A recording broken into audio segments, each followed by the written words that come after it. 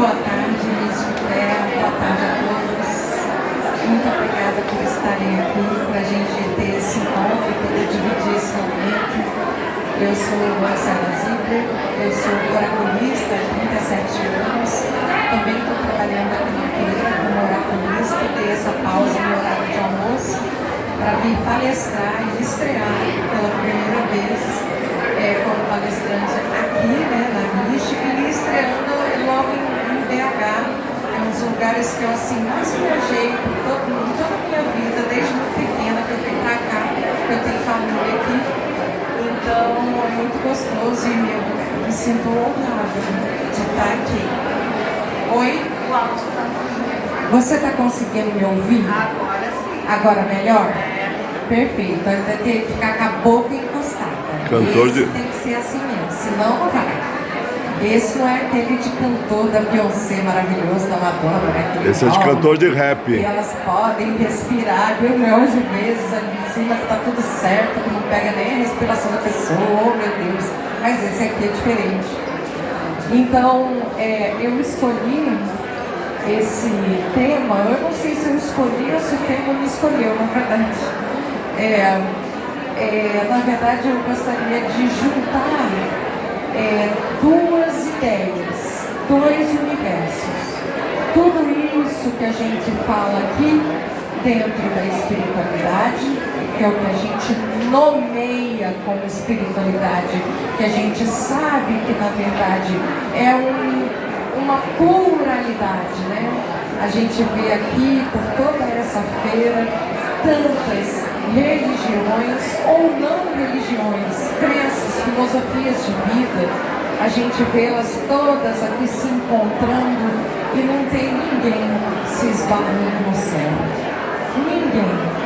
Então por isso não é necessário guerra. Eu acho que quando a gente une ética, que é um bom comportamento, junto com o universo da espiritualidade, o que engloba essa palavra da religiosidade, a gente tira a religião do jogo. E quando a gente tira a religião do jogo, a gente coloca o amor no jogo. E onde tem amor não tem guerra, gente. Onde tem amor não tem disputa. Pra quê? Tem espaço para todo mundo. Você pode acreditar no que quiser. Eu estou assim, de muçulmano, porque a minha cigana se chama Zafira e ela é tuareg do deserto. Então, quando eu leio a Borra do Café, em homenagem a ela e respeito, eu venho com a cabeça coberta de lenço, do jeito que ela gosta, toda assim, fechadinha, porque ela não gosta de aparecer. Então, eu respeito essa entidade, respeito minha egrégora.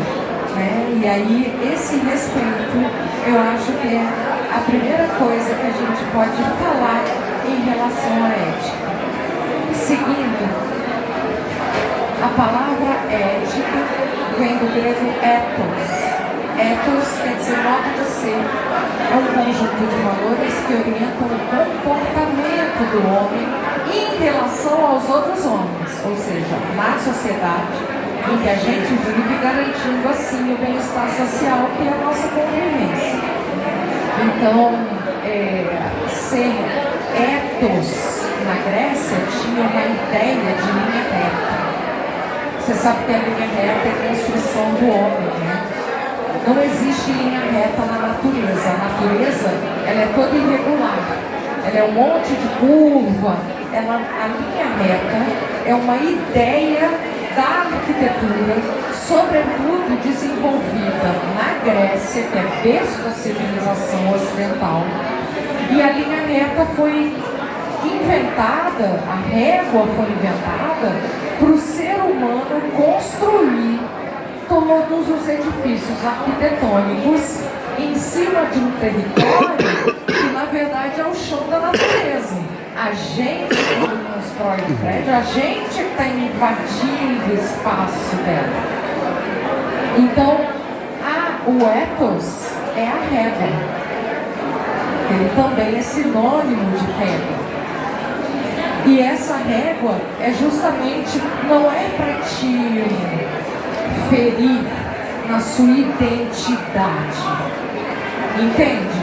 Eu posso ser alta, magra, loura, ruiva, negra, indiana, hinduísta, budista. Eu posso não ter religião nenhuma também, se eu quiser. Eu posso ter só uma filosofia de vida no Ho'oponopono. E aí? A crença está aqui, a nossa egrégora continua conosco. Não vai fazer diferença, na verdade, né?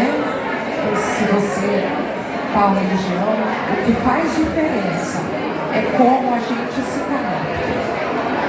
Eu chamo de fonte, como a gente se conecta com a fonte. Universo, Deus, Alá, quem você quiser chamar, um orixá, quem você quiser chamar. É sinônimo de filosofia moral e diz respeito ao caráter, costume ou hábito de alguém que impacta sobre um grupo. Eu queria falar um pouco da filosofia moral, na verdade, porque eu sou do teatro. Eu fiz arte cênica, sou professora de teatro no Colégio Público Civil, lá no Rio de Janeiro, eu sou carioca. Então eu vim até aqui só para presentear vocês. E lá a gente tem assim essa ideia do que é filosofia. A filosofia, ela não tem um conjunto de regras e normas. Ela apenas para pensar. Então, quando a gente começa a reagir de uma maneira considerada pela filosofia, fulano é reativo, ele responde do arco reflexo, você começa a compreender que na verdade você não parou para pensar. E é aí que a gente quer chegar nesse lugar do pensamento. E como que o pensamento vai refletir e impactar na vida da gente, na ação da gente no dia a dia. Porque a ética está no dia a dia. A ética é o comprometimento que você tem. É você dizer, eu vou levar o bolo de cenoura e você não esquece o você leva. Isso é ética. É simples assim. E aí quando eu fiquei pensando sobre os valores da gente em relação à espiritualidade, então fiquei também elencando de que maneira um comportamento ético, um comportamento distinto pode ajudar a gente quando a gente fala de espiritualidade. Então, por exemplo, eu disse a vocês, sou oraculista, eu estou aqui oraculando, né? Quando eu sinto para fazer um atendimento, o que a ética tem a ver com isso? Até que ponto a gente pode falar alguma coisa para o outro? Quem eu penso que sou para tomar uma decisão pelo meu consulente? Eu digo a ele assim, isso é energia que aparece aqui, mas quem decide o que fazer é você. Você é o diretor da sua vida, não eu. Isso é ética, é deixar que o outro também perceba o seu livre-arbítrio, é deixar que o outro faça as próprias escolhas. E quer saber? A melhor coisa da vida é ensinar o filho da gente a fazer escolhas, porque é a coisa mais difícil que tem. Perceber, entre o chocolate, Paulinho que me conhece demais e sabe que eu sou apaixonado nesse trem, entre o chocolate, entre o açúcar e a coisa que você sabe que faz bem, que é a salada de fruta, olha aí a ética aí, você vai ter que fazer uma escolha. E aí você tem que escolher. Você quer o prazer do momento? Ou você quer o benefício para sempre? Às vezes eu quero do momento mesmo, porque às vezes é necessário, dependendo do meu estado límbico. O sistema límbico é o que engloba as nossas emoções. Então, dependendo das emoções, a gente vai ter o comportamento modificado. Como se fosse assim, como se a gente estivesse vendo aqueles gráficos. A nossa emoção é assim o tempo todo. Você amanhece de um jeito, aí não acha a escova de dente, já fica de outro. Aí você vai tomar um café, queima a boca, já fica de outro. Aí você chega no trabalho e tem uma bela surpresa, caraca, tu vai receber um aumento, você fica de outro. No mesmo dia, esse áculo vai mudar milhões de vezes. Então, a espiritualidade, ela tem dois pilares, né? Tanto a relação individual, como eu falei, com cada um, com a fonte, com a força além da matéria, e a definição de indivíduo que se diz não pertencer a nenhuma religião. É essa que eu quero falar hoje. A universalidade na pluralidade de credos e dogmas encontrados em mais de uma religião ou filosofia de vida. E aí eu pergunto, né?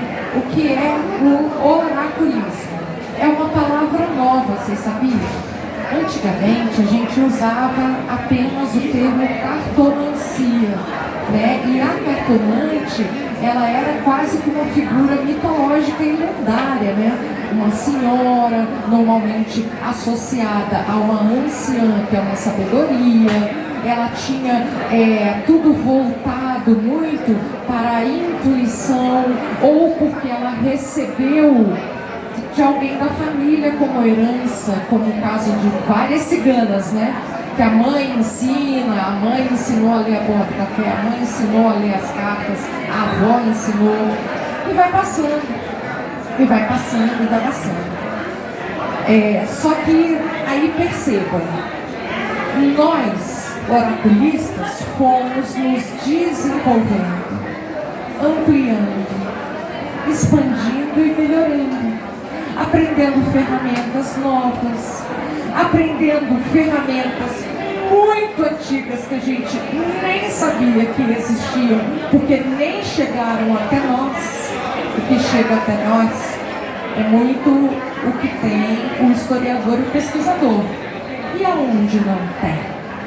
Quantos oráculos ainda existem e que a gente jamais viu e nem sabe que existe, nem sabe que pode.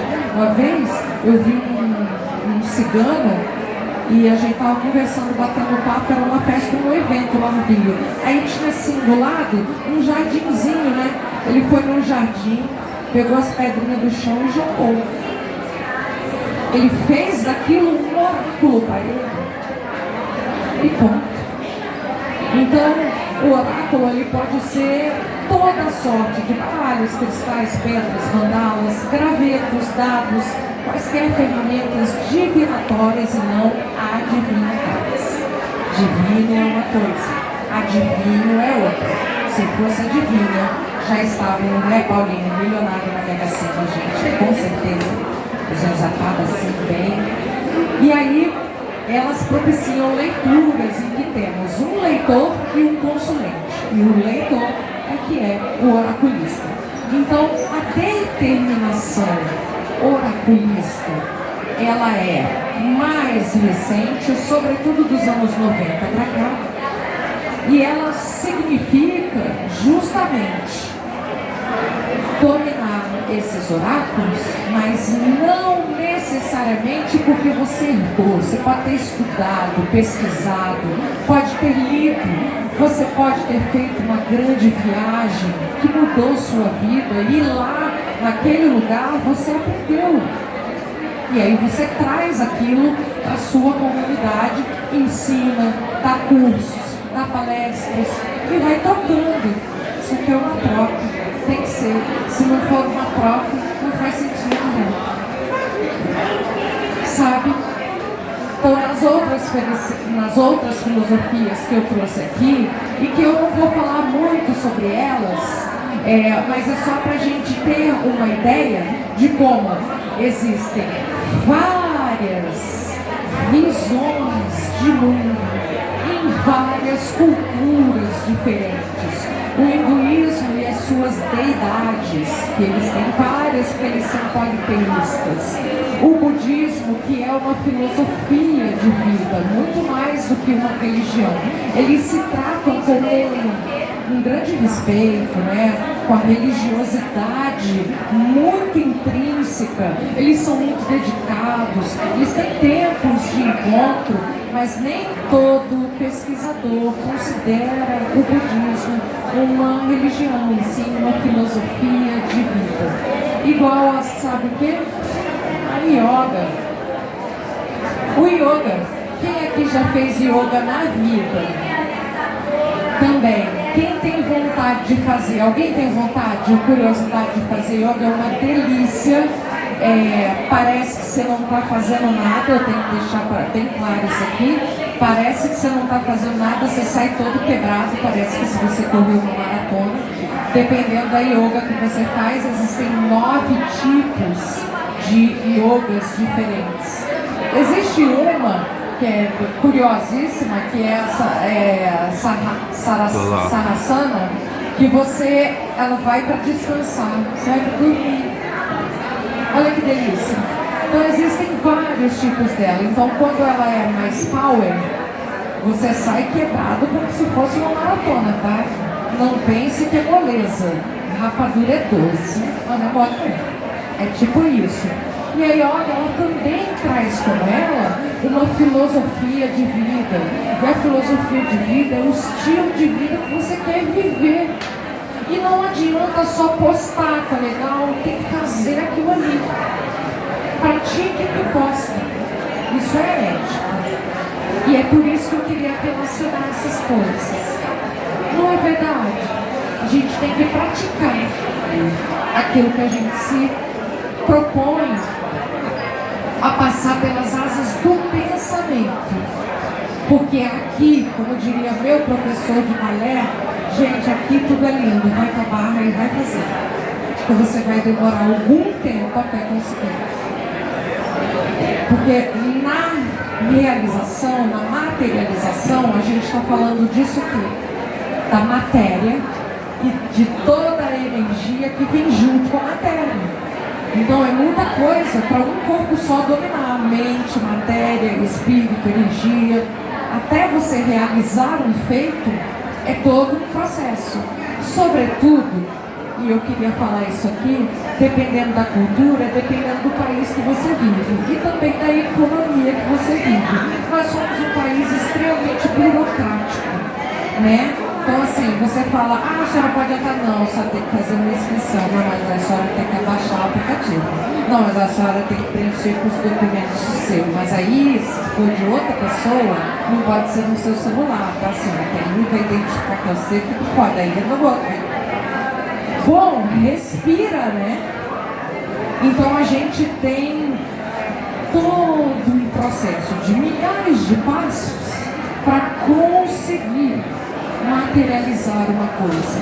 Por isso, gente, toda conquista que você tiver, celebra. Por menor que seja, qualquer uma parece pouco, mas não é, bicho. Não é pouco. Não é pouco, parece pouco, né? Ai, consegui me inscrever num curso. Consegui preencher, consegui ligar o computador, eu consegui entrar na internet, eu consegui tanta coisa. Você conseguiu ser chamada, conseguiu receber o e-mail e não foi pro spam, e você não passou direto por ele. Então, às vezes é uma mínima conquista e a gente se cobra tanto, né? A gente se cobra muito, a gente cobra muito do outro e a gente também se cobra demais. Então, ali também passando, né, pelos povos originários, que são os indígenas, que na verdade, como o indígena, ele não tem, quando você fala dos povos originários, você não está falando de apenas uma etnia, são várias, né? Cada um fala uma língua, cada tribo tem as suas normas de convivência.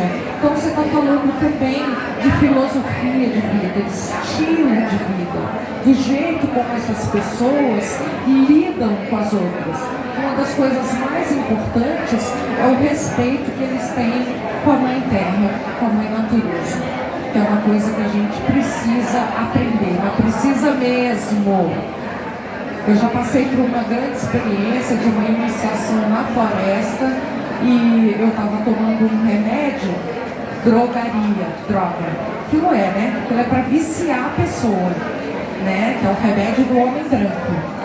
Gente, sumiu minha labirintite, sumiu. Ela estava comigo há anos. Eu fui fazer uma coisa na floresta, usei a medicina natural, tomei o chá do negócio, melhorou. Entende assim? Eles têm uma inteligência suprema, assim. E respeitar isso é ética. Respeitar, ele pensa daquele jeito, não é o meu jeito, tá tudo bem. A gente pode divergir, a gente pode discordar, mas a gente deve debater. No entanto, cada um respeitando o seu quadrado. Você não precisa invadir a particularidade do outro e nem vice-versa. Todo mundo pode tomar grandes decisões assim. As melhores decisões são essas de conselho, né? Você junta mais de uma pessoa. Então eu continuo achando que o diálogo é de fato a melhor saída. É que tem pessoas que não se abrem a eles de vontade. Tem pessoas que a gente quer conversar e a pessoa não quer nem te ouvir e também não quer nem falar. Aí complica. Porque aí isso nos leva, nesse movimento que a gente está falando aqui de ética, a você decidir sozinho. Ninguém falou nada, não quer me ouvir, então aí complicou. Entende? E é aí é que está o pulo do gato, porque é aí é que estão as escolhas que ferram a vida da gente. Porque quando há concordância, é aquilo, né, gente? O combinado não sai caro. Quanto melhor você respeitar o combinado, mais vai sair barato. Você e o outro. Seguindo, essa é um caderno meu, do Van Gogh. É linda essa parte dessa obra dele. Quando eu sinto uma terrível necessidade de religião, eu saio à noite e pinto as estrelas. Essa era a religião dele, era assim com que ele se comunicava. Uma pessoa que na época era considerado com muitos problemas mentais, mas na verdade ele era uma pessoa com depressão muito profunda e que não haviam médicos, socorristas e nem medicamento. A ciência não estava ainda preparada para receber esse tipo de doença. Né? Uma pessoa que se vê ofendida e é capaz de cortar a própria orelha e ainda por cima pintar um autorretrato sem a orelha. Você sabe o trabalho que dá uma pincelada do Van Gogh? Uma das coisas que eu estudei na vida em Belas Artes é que ele, ao invés dele tirar com o pincel a tinta, não. Ele punha a tinta, ao invés de ele fazer isso, puxar o pincel, ele fazia isso. Ele tirava, ele botava uma gotinha e tirava. Botava uma gota e tirava. Percebe? Faz assim, ele puxa para fora. Então ele bota uma gota e tira, bota uma gota e tira. Isso é uma técnica que não existia. Então ele é da época do impressionismo, mas na verdade eu não considero ele um impressionista, eu considero ele já um pré-expressionista. Porque a técnica de pintura é totalmente diferente dos outros. Ele era incompreendido, só vendeu um quadro. Ninguém sabia o que era aquilo. E há isso, né, na sociedade, quando você não entende o que está acontecendo, você cancela o outro. Essa era a forma de cancelar aquela pessoa naquela época, não comprando um quadro, vendeu um. Hoje vale uma fortuna. A gente precisou crescer para acompanhar ele. Ele estava muito à frente de nós. E por que é tão importante que a relação, que o oraculismo tenha uma relação com a ética? Eu já falei, né? É mistério que o leitor do oráculo seja responsável, criterioso e diligente com relação tanto ao consulente quanto às informações às quais tem acesso enquanto ele oracula. Essas informações podem estar no próprio oráculo, na leitura propriamente dita, ou na comunicação com a sua egrégora, que é a canalização. Não sei como é que é isso para vocês. Vocês podem até falar que é para todo mundo falar. Eu estou falando para caramba, mas é para todo mundo. Tem uma parte do oraculismo que vai além do que está ali no café, vai além das cartas que você abriu, vai além daquela runa que está ali, que é quando você ouve a psicofonia, ou por qualquer outro método de canalização. É quando você está com esse canal e a fonte manda os recados. E aí ela fala o que não está escrito ali, o que não saiu na caixinha, mas você sabe que é para falar para o consulente. E aí, eu sempre dou assim, uma respirada, tento beber uma água, porque eu não sei como que aquela informação vai cair na vida da pessoa, né? Você já imaginou você atender alguém que tem algum tipo de problema mental, espiritual, e aí a pessoa levar aquilo pro coração, e não sei o que? Já pensou? Alguém cometeu uma grande loucura ou fazer uma grande besteira por aquilo que você falou? Isso é uma responsabilidade muito grande, e eu queria parar um pouquinho aqui para refletir sobre a responsabilidade que é a gente oracular para o outro. Você já passou por alguma dessas situações? O consulente se recusa a ouvir o que você tem a dizer.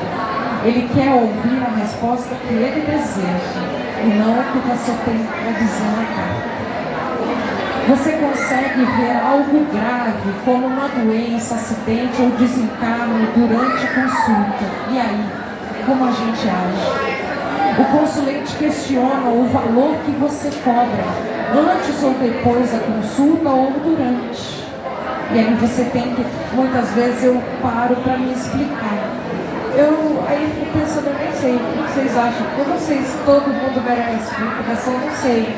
Mas eu queria conseguir me explicar sem me justificar. Vocês percebem a diferença? Porque cada um sabe o valor que tem e precifica do seu jeito. Nada do que você fala condiz com o que o consulente gostaria de escutar. É como se toda consulta não fizesse sentido nenhum. Eu disse, não, isso não. Então, quando a gente senta, né, para ouvir, tem que estar com o ouvido aberto. Muitos vêm com o ouvido completamente fechado, em que parece que nada faz sentido para ele. Durante a consulta, oraculista e consulente se desentendem interrompendo a sessão. Já vi acontecer algumas vezes em feiras e eventos da consulente. Eu quero saber do meu filho. Senhora, infelizmente, a minha consulta é só para o consulente, eu não falo de outra pessoa. Então tá, me dá aqui. Nossa, vai para. Assim. O consulente promete te procurar para agendar, mas some logo em seguida. Normal, né? Eu já nem contabilizo mais. O consulente espalha entre os próximos que sua consulta não é boa, que não vale o investimento. Isso eu acho potencialmente grave. Eu acho. Porque como a melhor propaganda é o boca a boca, então isso é muito negativo. Quando o consulente tem algo muito pesado para dizer de nós. O consulente não aceita as regras que você coloca no atendimento. Por exemplo, ter 48 horas para responder por áudio. O consulente quer ser atendido em sua necessidade agora. O consulente pagou, ele quer que você tenha horário no mesmo dia, na mesma hora, como se assim, número 1, a minha vida girasse em torno do oráculo, que não é bem assim que eu conheço o professor. Número 2, como se o universo girasse em torno do umbigo dele, né? Eu não tenho mais cliente nenhum, só ele. Então, como assim? Como pode melhorar? Ser ético é deixar bastante claro quais são suas regras. Gente, valores e limites. É porque a gente não gosta de logo impor um limite para não ser o antipático, né? Eu sou muito assim, eu não falo muito assim, mas depois essa necessidade aparece. Sabe assim? É também ouvir as necessidades do outro e saber quais são os limites do outro. Ser ético é saber reconhecer e se admitir e redimir quando você erra. Se por um acaso eu errar com algum consulente sobre alguma coisa, fiquei de te enviar um negócio, eu não consegui, me desculpa, eu não consegui, eu errei. Eu deveria ter te dito isso, assim. Saber pedir desculpa é ético também, gente. É ter bom senso para resolver cada questão, lembrando que cada consulente chega com uma necessidade diferente. A ética não está só no trabalho, na área profissional, está na vida como um todo. Todas as áreas da vida merecem discernimento, justiça e igualdade para serem resolvidas. As relações amorosas também são vítimas da falta de ética, viu? E situações como descaso, desrespeito, falta de comprometimento são muito comuns em nossas consultas. Talvez esse seja o maior tema, tanto para mim como para os meus colegas oratoristas. Todo mundo que eu converso diz que o tema amor, ou melhor, desamor, é o tema principal das nossas consultas, porque as pessoas querem relações, como diria o Paulo, muito líquidas, e elas perdem a noção mínima de respeito.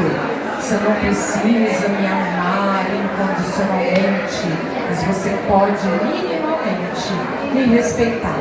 Me dar uma resposta, ao invés de me bloquear. Me dar uma resposta. A resposta é ruim, me dê. É negativa, eu vou ter que lidar com ela. Mas, por favor, respeita. No silêncio existe tudo. Na palavra existe tudo. Porque quando você fala, o outro pode interpretar com o sentido que ele quiser. Na palavra existe tudo, sentido. Mas no silêncio existe tudo. Tudo é possível no silêncio. Você não tem ideia do que aconteceu. Como já aconteceu comigo na vida pessoal, de marcar um encontro às 13h30 da tarde, e o último visto por último dele era às 7h35 da manhã. 2 dias depois eu soube que ele havia morrido em um acidente de carro. Ele estava de bicicleta e foi atropelado. Nem sei que a pessoa deixou de te responder por isso ou por aquilo. Mas existe a possibilidade da morte. Mas basta estar vivo. Você não sabe o que aconteceu? Boa tarde. Seja bem-vindo. As relações mais estreitas, como amizades, laços familiares, também podem ser tóxicas e abusivas. É muito comum que haja por trás de cada gesto uma manipulação embutida para que façamos aquilo que é melhor para o outro. Aí agora vamos chegar nessa parte ética da combinação do que é melhor para si e do que é melhor para o outro, entendendo o outro como uma pessoa ou uma galera, uma comunidade, uma sociedade, uma sala de aula, um grupo de amigos, um grupo de trabalho, enfim, o outro. Então assim, você tem pessoas que têm uma característica de quererem te levar no bico, ou seja, manipular para que você decida o que elas acham melhor, o que elas acham mais legal, mais o que na mente dela é melhor de ser feito. No entanto, o que é melhor para A não é melhor para B. O que é melhor para um não significa que seja melhor para o outro. Eu tenho 3 irmãos, todos nós somos muito diferentes. Eu fui a única que resolveu abandonar um apartamento próprio para ir para um de aluguel. Gente, eu fui tão feliz. Eu fui tão feliz. Uma felicidade que o próprio não me deu. Entende? Mas isso não significa que para você ou você a escolha seja a mesma. Para cada um, em cada momento da vida, uma escolha diferente. E a ética é respeitar a decisão do outro. Só isso. É difícil para burro, né? Muitas das relações estão pautadas mais em interesses econômicos, financeiros e materiais do que propriamente num sentimento profundo e verdadeiro. Uma coisa é eu, como oratorista, por exemplo, querer vender o meu trabalho. E aí dizer para você assim, olha, você faz, não sei o que, custa 3 mil. Bem, é importante compreender que, na verdade, cada caso é um preço. Pode ser que, de fato, você precise fazer essas coisas todas. Pode ser que não. Então, vamos fazer assim. Você escolhe uma ferramenta. Você quer uma mesa agônica, a gente abre e vê o que sai para você realmente fazer. E daí, você não vai gastar 3 mil. Você vai gastar R$350, vai ter as suas respostas, em 20 dias ela vai passar uma limpeza, vai desobstruir a sua vida, e aí você me diz se você vai querer fazer outra coisa ou não. Entende? Não preciso entupir a pessoa de produtos e serviços. Não preciso. E eu vejo muito o empreendedorismo de agora fazendo muito isso, jogando muito produto em cima da gente. Você precisa disso, você precisa. Pergunte a sua egrégora, a sua fonte.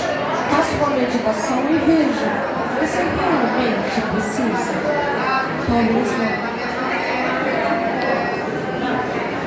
Às vezes tudo que a gente precisa é de um banho quente e uma xícara de chá, gente. Às vezes nem é de oráculo nenhum. Às vezes o melhor oráculo é só botar a cabeça no travesseiro e descansar. Porque às vezes, muitas vezes eu me sinto assim. Sabe aquele ditado? Quando você está prestes a desistir, descanse. Você está cansado. Então, muitas das vezes, quando a gente tem uma grande empreitada pela frente, já lutou, já isso. No judicial é muito assim. Às vezes você entra com o processo, fica, e você quer receber um dinheiro, nunca vem, e o inventário nunca fecha, não sei o que, você fica ali, né? Você fica ali a vida toda e a verdade é que você precisa, amiga, é descansar e não desistir. Como diria Guimarães Rosa, o que a vida quer da gente é coragem. Eu desenvolvi uma teoria que é TOI, Teoria Oracular Inteligente, que é essa conversa que a gente teve aqui. A gente nem precisa ler. É de tudo que eu já vivi, tudo que eu já oraculei na vida. Então, juntar com o consulente 2 ferramentas importantes. A psicanálise que eu fiz lá na UFRJ e o que sai do jogo. Sabendo que você tem que defender os pontos que estão ali no jogo, porque se saiu aquela carta, se saiu aquela runa, se saiu aquela pedra, é porque quer dizer algo. Ela está pontuando aquela área. E é nessa pontuação que você vai fazer essa consulta. Que aí deixa de ser uma consulta, que passa a ser uma sessão em um encontro. E as consultas são assim. Um encontro, sabe? Bom, isso aí a gente já falou, popular. Na verdade, eu já tinha falado, né? O que tem a ver uma coisa com a outra, tem tudo a ver, porque o princípio ético ele está alinhado. Então, essa TOI, essa terapia oracular inteligente, vai me ajudar em quê, exatamente? Boa pergunta. Olha lá. Vai deixar bem claro e bem alinhado as regras para o consulente na conferência da consulta, explicar tudo que for perguntado pelo consulente, dependendo da cabeça de cada um. Nós temos regras limitantes, resistências, então às vezes você tem que explicar mais de uma vez, normal. É ter conhecimento, instrução e ferramentas variadas e múltiplas para oferecer ao consulente o melhor serviço possível. Ou seja, continuar fazendo curso a vida toda, aprendendo a vida toda, viajando, conhecendo, trocando, sabe? É ser criativo e original, é saber cuidar de cada caso como único, é rever os próprios conceitos e valores o tempo todo. E você, terapeuta, como seria a sua lista? Essa é assim, no slide anterior, que eu pulei que a gente já está no fim, a gente tinha que construir aquela listinha que eu construí. E agora eu quero que você, que trabalha com isso, que é terapeuta holístico, que é oraculista, que trabalha com a espiritualidade de alguma forma, né? Que é um livreiro, que trabalha, né, dentro das vendas, que é um empreendedor, construa a sua própria lista. A lista, depois de ter uma conversa com você mesmo para descobrir o que realmente é importante e tem valor para você, porque aqueles ali foram os valores meus. Alguns.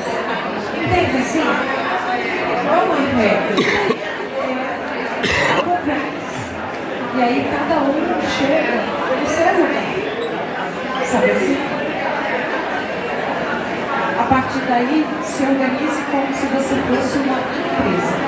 Tudo que você posta, publica, deve passar pelo seu filtro e não pelo coleguinha. Se puder, peça ajuda a colegas oraculistas, terapeutas, dando cada um sua opinião. Só então construa um caminho só seu, personalizado, em que o consulente vai se sentir contemplado com a sua consulta. Gratidão. Eu amei o encontro e queria ouvir de vocês um pouquinho, se alguém quiser falar, sobre como que esse encontro foi para você. Já acrescentou? Te deixou uma cara menor, cheia de cabeça? Normal, tá? Sair assim de umas palestras querendo fazer uma outra pergunta. E eu queria abrir para vocês um pouquinho, se vocês têm alguma dúvida. Tu tá copiando, moça? Tá bem. Vocês querem falar? Pode falar sem microfone, que aí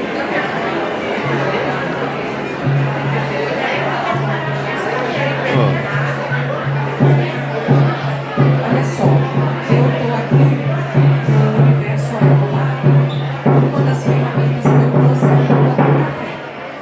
Então, quem quiser ir lá, você pode pegar o meu contato que está guardadinho lá, que eu deixei lá da minha mesa, tá bom? Aí tem o meu Instagram, tem o meu telefone, eu também faço consulta online, mas independente da consulta, a gente bate um papo. E aqui só vou finalizar, acho que acabou, é isso. Gratidão pelo encontro, eu amei estar aqui, foi muito especial para mim, e eu quero agradecer aos organizadores da Fé, a todo mundo que acredita em mim, no meu trabalho, e eu estou aqui com vocês. Obrigada.